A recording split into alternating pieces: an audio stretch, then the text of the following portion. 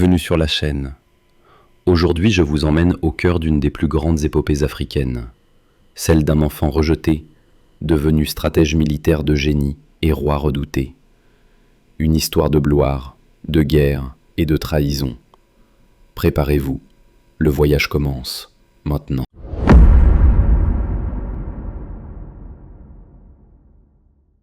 L'Afrique australe n'était qu'un champ de bataille.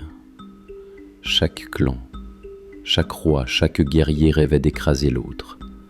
Mais nul ne savait qu'au milieu de ce chaos, un enfant rejeté deviendrait la tempête. Un nom, encore inconnu, mais qui hanterait bientôt l'histoire. Chaka.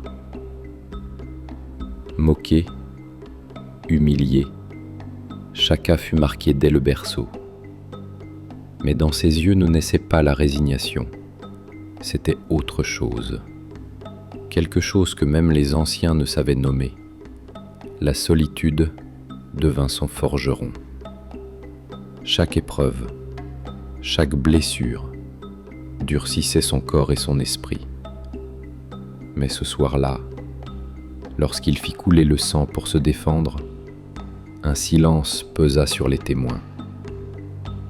Pour la première fois, on comprit que Chaka n'était pas comme les autres.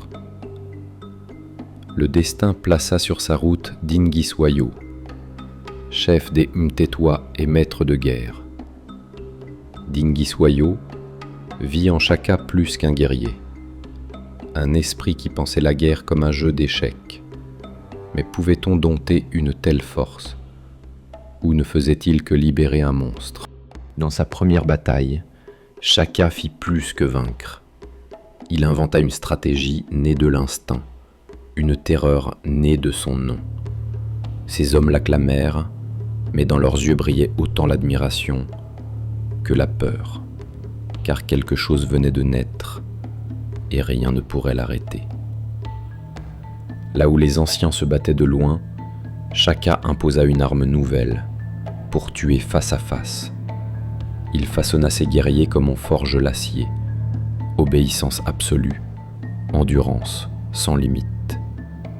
Une armée naissait, différente de toutes les autres. Sous son règne, la douleur n'était pas un fardeau, mais une éducation. Ses régiments apprirent à courir comme le vent, à frapper comme la foudre. Chaque homme devint une lame, chaque bataillon une meute. Le monde comprit bientôt la terreur du buffle. Leurs cornes encerclaient, leurs poitrails écrasaient, leurs sabots achevaient. Partout où Chaka levait sa lance, les royaumes voisins ployaient. Chaque victoire faisait grandir son nom, mais aussi sa solitude, car un homme qui vit par la guerre ne peut jamais en sortir indemne. Dans le silence des morts, Chaka portait déjà le poids de son empire futur. Le guerrier devint roi. Dans le fracas des boucliers, Chaka fut reconnu maître des Zoulous. Mais ce n'était pas seulement un couronnement, c'était l'acte de naissance d'un empire. Chaka ne fut pas seulement un guerrier, il fut un architecte. Chaque clan soumis devint une brique, chaque loi un empire. Son empire n'était pas bâti seulement sur la gloire, mais sur la peur, car nul ne pouvait désobéir sans en payer le prix. Dans ce royaume, l'ordre était absolu, et Chaka en était le centre implacable.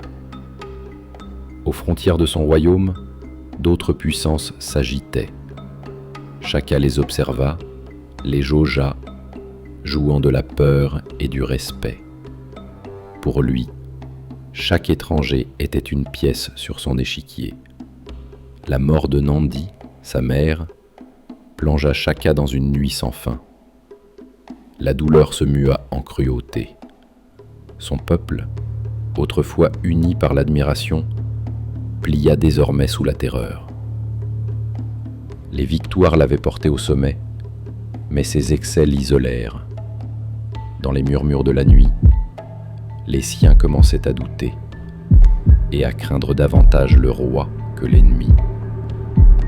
Ses propres frères, Dingaan et Mlangana tissèrent la trahison dans le silence.